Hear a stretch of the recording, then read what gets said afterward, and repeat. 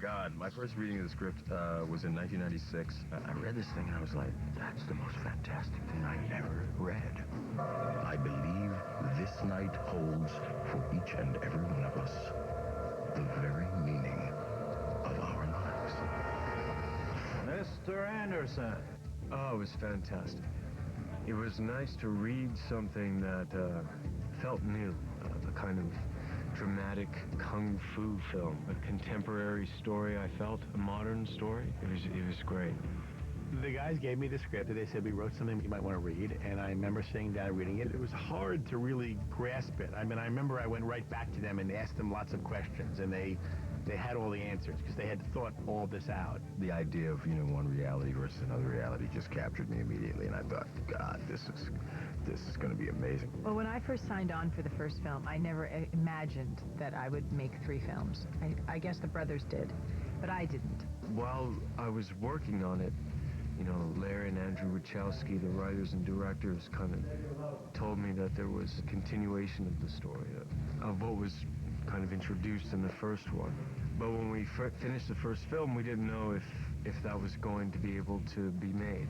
So we finished, and then it was like, there's 2 more, okay.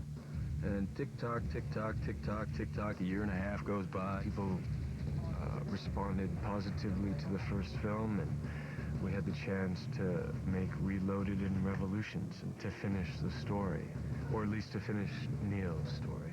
The first movie's about birth. The second movie deals with life. The third movie's about death. It ends tonight. It's done. The trilogy is done. It exists for all time.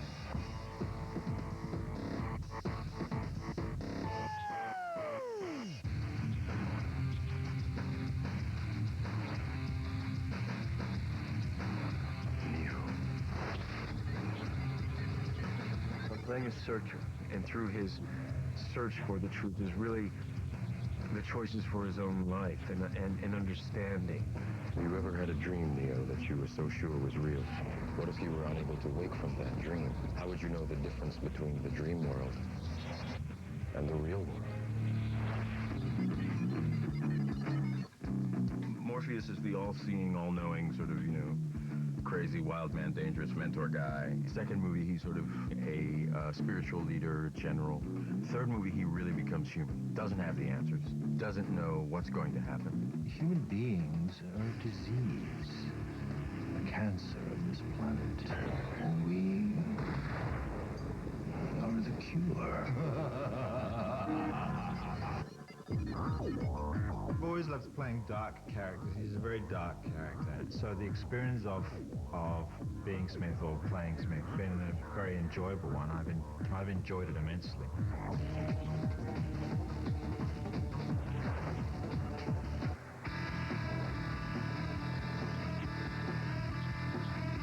Trinity begins in the first film as a mystery, a warrior, a fighter, and who ultimately has a purpose that's aligned with the one.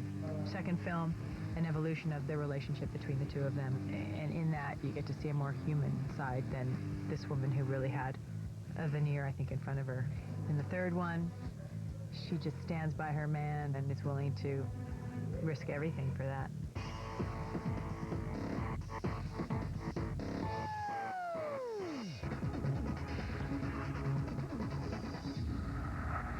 The question is, what is the Matrix? The movie takes place somewhere in the distant future. It is a time when computers rule the world. You have a world of people who believe they're real, but actually they're not. They're living inside a computer program. Free your mind.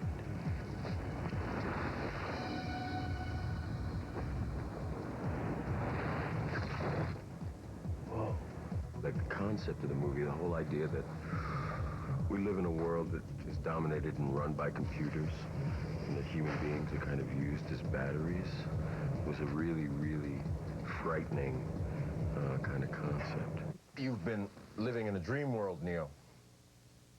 This is the world as it exists today.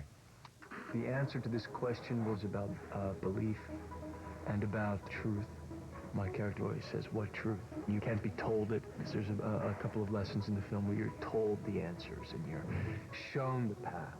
but one has to know it from inside. This is your last chance. After this, there is no turning back. You take the blue pill, the story ends. You wake up in your bed and believe whatever you want to believe. You take the red pill, you stay in Wonderland, and I show you how deep the rabbit hole goes.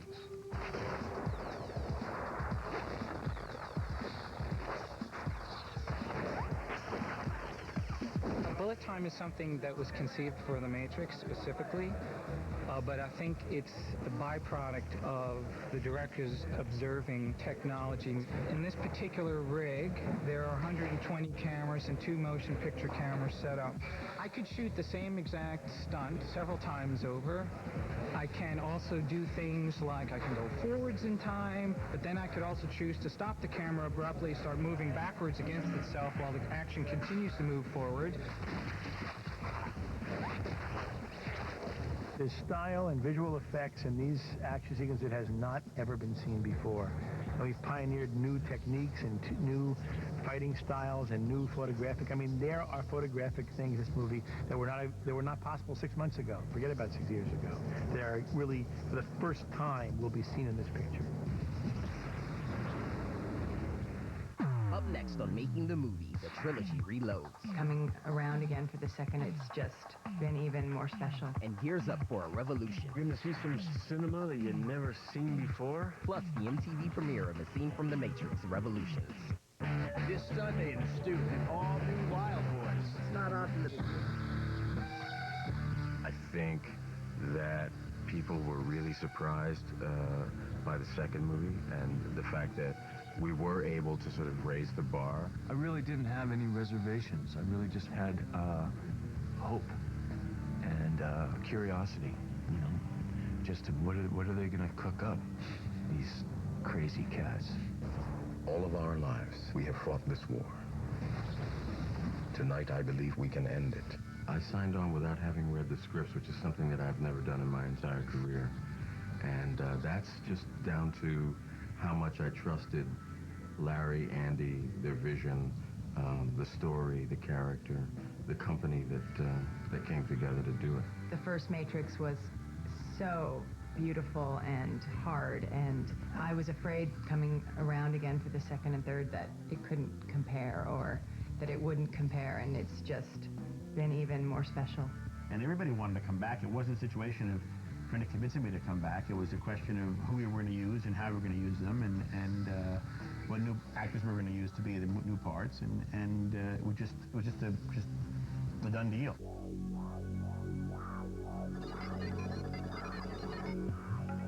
Obi and Jada we are so much alike. She's a soldier. Once she has her mind set on something, you are not going to change her mind, and she's going to do what she wants to do. You know what I mean? And she'll do it until death. Persephone is not human, but she wants to feel human emotions, and she's like a vampire. Just instead of sucking blood, she sucks emotions and feelings from human beings. Everyone knows that they're being asked to do their best, and they're being asked to do their best for something that, for the people involved, find very engaging. Keanu and Carrie and Lawrence Hugo, I mean, they really worked so hard. Just a wonderful experience to see and watch the movie get made and then see it completed.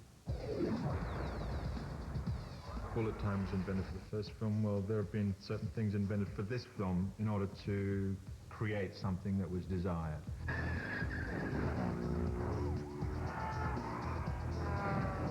On the freeway, there's going to be a variety of accelerated action sequences that are going to really be a test of visual effects, helping to seamlessly integrate stunts that seem to be just beyond any physically plausible goal.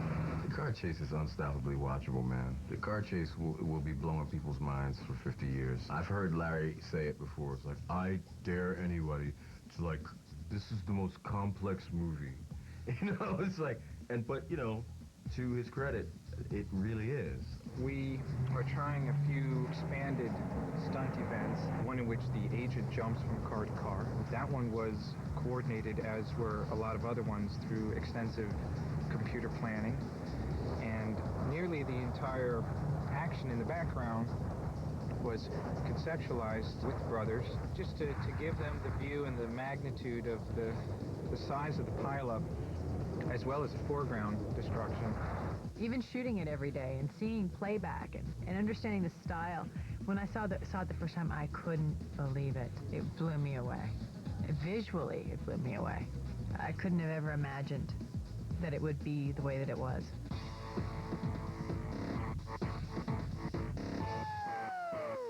The third movie, Revolutions, is the resolution of their story. I wept. When I picked up the third script, I wept. I was incredibly moved by the beauty and the love of this story that is also filled with this incredible war, action sequences and this, this war film that has all this heart. I think that people are going to be really taken by the spiritual aspect and the spiritual nature of this movie, because the metaphysical aspect, the religious symbolism, the philosophy is all sort of at the forefront of this movie. The other two movies, you can go and see them, and if you want to think about some of that stuff, you can. You don't necessarily have to. With this movie challenges you to not think about those things. And I think the story of man against machine is a prevalent theme. I think that the Wachowski brothers used it in a way that was really unique and fresh, and the world they crafted, the machine world, is really unusual, and I think you've never seen it before, and I think that you really see a lot of in Revolutions. I think in Revolutions, I think you have a dichotomy. You have a character looking for his personal life with Trinity, and then his other kind of quest that's involved is in terms of the hero myth kind of thing, in terms of community. I think what they really came through with it in the third movie is Neo's arc, where he goes in this movie and how he comes to and what he comes to understand. That was like, whoa. One way or another, Neo, this war is going to end. Tonight, the future of both worlds will be in your hands or in his. I think that the journey of Neo as hero is personal consciousness and truth. He doesn't ask what truth anymore, because he knows. You're going to see some cinema that you've never seen before. It's quite extraordinary. There's a epic battle between Zion and the machines. Neo and Smith have their ultimate battle. The fate of the human race is in question, and how that's going to resolve. And also the journey of the one is answered. What is Neo's part to play is I think surprising.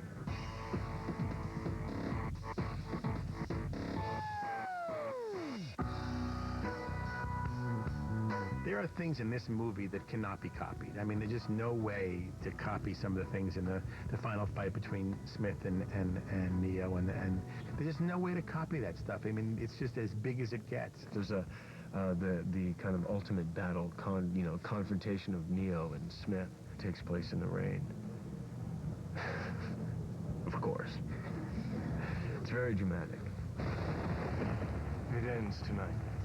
The boys felt that in order to get the rain to look the way they wanted it to look, they needed to get bigger drops. And, okay, it's a simple thing. Okay, make bigger drops. Well, how do you do that? They had to create these rain towers that the holes were bigger than normal so they could force more water through the hole so the raindrops were bigger, so that they actually could be seen and lit properly. They took 2 months to develop an apparatus to create the perfect raindrop. 2 months. 2 months to create the perfect raindrop. I love that. And when Hugo Weaving, who plays Smith, and I, first started our fight sequence under the ton of water that fell a minute, we couldn't see each other. Which was kind of, those perfectly designed raindrops perfectly went between our glasses and our eyeballs. So I was like, Hugo, I have to stop because I think I was going to punch you in the head. And he went, yes, I was going to do the same to you. But we worked it out. And we had fought so much together, that, we didn't actually have to see each other. It was funny. And we did take 92. Well, with the raindrops bigger, it was louder, it was more water, it was a wild, wild thing to watch it, but it was fantastic.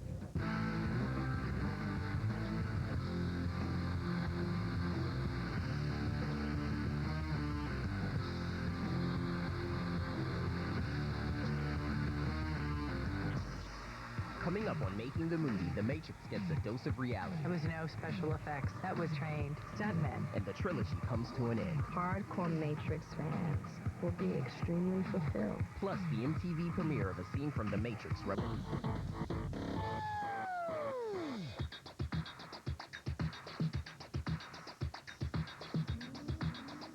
You have to realize that you're dealing with stunt coordinators who are trying to create ways to shoot things that never existed before. And one of the sequences was in a set we called The Egg, because it was an environment totally created out of blue screen. Because you had these guys fighting in the sky, and there were two rigs that one was called the tuning fork, where they actually suspended the actors in this device with almost like a gyroscopic rig that NASA uses, a training device, which allowed them to actually move freely in this tuning fork. With a wire, you're in a harness and people lift you and there's certain timing.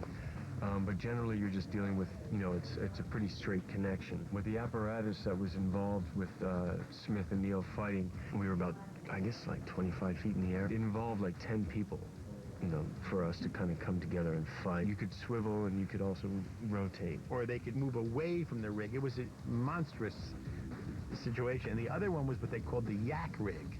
They called it the yak rig because everybody who got in the rig threw up. And it was just an insane experience because these guys would be moving and they got nauseated by it, but which is hence the title. Yeah, it was fun. Yeah, you kind of work it out.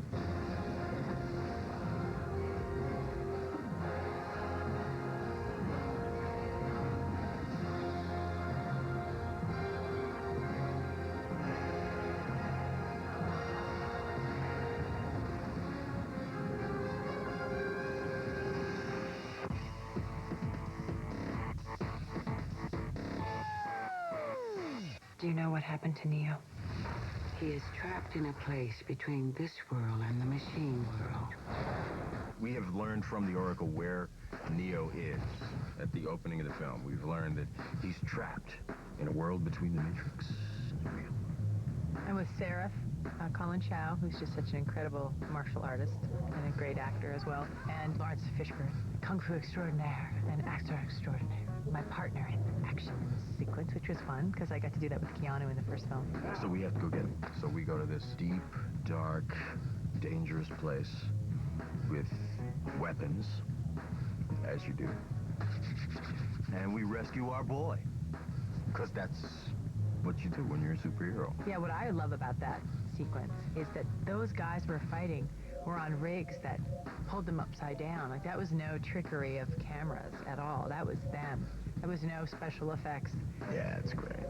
It's really hot. It's really sexy. Really sexy. Yeah. In 5, 4, 3, 2, 1. And now, the MTV premiere of a scene from The Matrix Revolutions.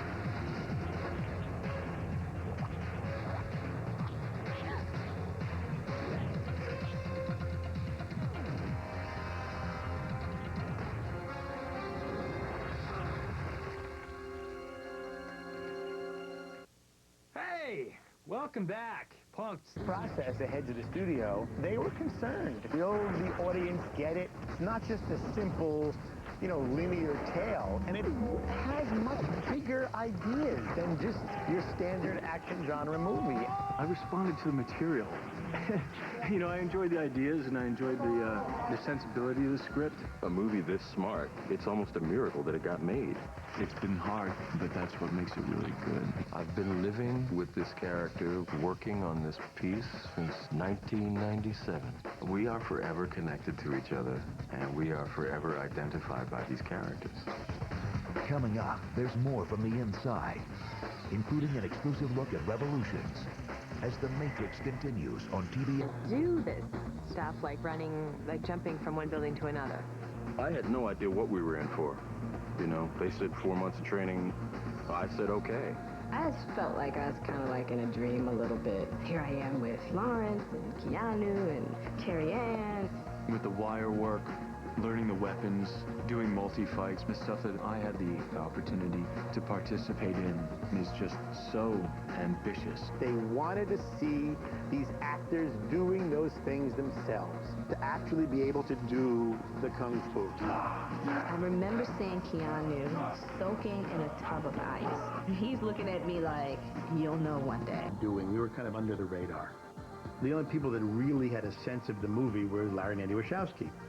They are able to pre-visualize a movie in their heads, and when they start shooting, they see the movies. It's hard to go to the movies and really be turned on and visually, emotionally, spiritually. That's why we all love making them. The realization of what they wanted to do with the special effects, the seamlessness of them. It's so beautifully shot, a beautiful film to look at. The Matrix continues on TBS, and stay tuned for more from the inside, including an exclusive look at Revolutions in theaters.